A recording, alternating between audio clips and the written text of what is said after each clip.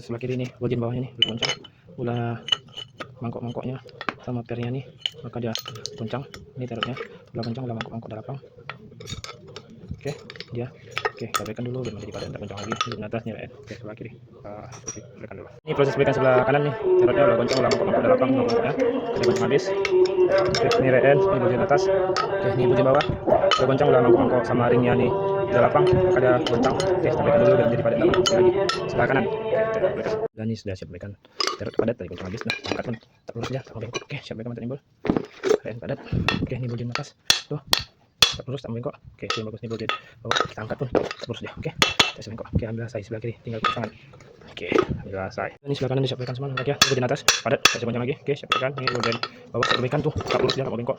Tuh, padat. Oke, bagian atas. Ini terus siap berikan timbul. Tuh, kita angkat pun tetap lurus. Oke, tadi goncang. Ini reen padat. Oke, sebelah saya tinggal pasangan sebelah kanan. Saya semua kaki. Alhamdulillah.